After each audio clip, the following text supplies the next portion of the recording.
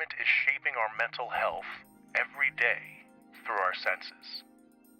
A recent article in Time magazine argues that smell is an under-recognized pathway into mental health, with implications for anxiety regulation, trauma triggers, emotional resilience, and just everyday well-being. The article highlights research from Monell scientists Valentina Parma and Pamela Dalton. Dr. Valentina Parma emphasizes the idea that smell is not just sensory. It's deeply tied to emotions and memory, shaping how people experience their environment and their own internal state. So smell can affect memory and emotion a lot, and partly because the olfactory areas and the emotional areas and the memory areas in the brain are very much overlapping. And so this is not by chance that when you smell something, you're generally like time transported in a place and time that it's not the current one, and that could be very vividly related to good things or bad things. Dr. Pamela Dalton focuses on how odors can modulate stress, attention, and perception, showing that smells can either calm or heighten anxiety, depending on context and individual experience. I think the way I interpret that title is that we don't consciously pay enough attention to how our sense of smell informs our well-being. And so rather than just passively moving through the world and letting the odors waft over us, take some time to actually think about what you're smelling. Think about how it makes you feel and whether you want to have that smell in your life. Smell goes straight to brain areas involved in emotions and memories. When you smell something, you're not just detecting it, you're feeling it. I think that people underestimate not only the human ability to smell, but the power of how smell can move us. And I think that's because when we smell something, we don't necessarily consciously identify what we're smelling, but we have this incredible shift in our mood. We might be very much happier, much more relaxed, or it might actually make us very angry or very hostile. But it is true that odors are able to change like the predisposition, the behavior, the psychophysiology of a person, like the emotional state, even if we think about body odors. So there is some ability for the odor, especially when a situation is ambiguous, to introduce itself and color the situation with a positive or negative valence.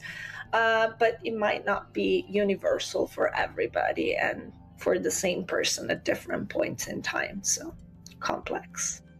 And that's where spring becomes powerful, because spring smells are tied to your childhood. They're tied to routines.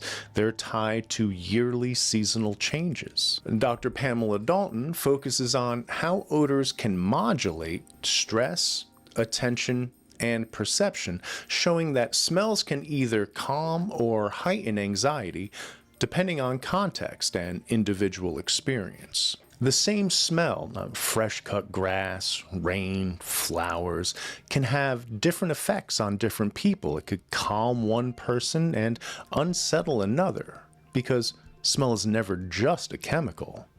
It's personal.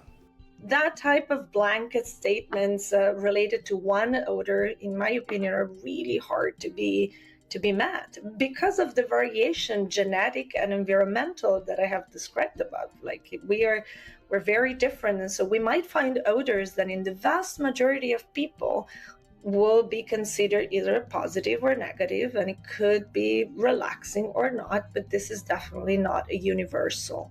We're all existing in our own sensory worlds. And now is a good time to point out that May is Mental Health Awareness Month. When we talk about mental health, we usually talk about therapy or meditation or medication or mindfulness, right? But this research suggests that there's another layer, a silent one, your environment.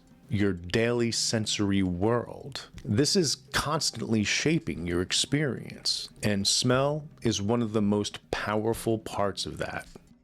pay attention to odor is my first advice. And second, expose yourself to odors, because we know that sometimes there are odors we cannot smell very well, but if we repeatedly expose ourselves to them, we can actually start doing that.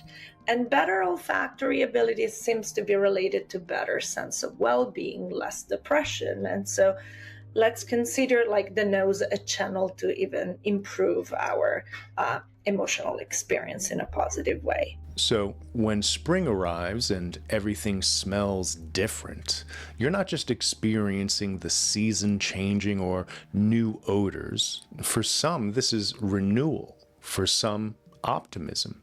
For some, it's nostalgia. Memories are being reactivated. Emotions are being recalibrated. Your sensory experience is affecting your mental state.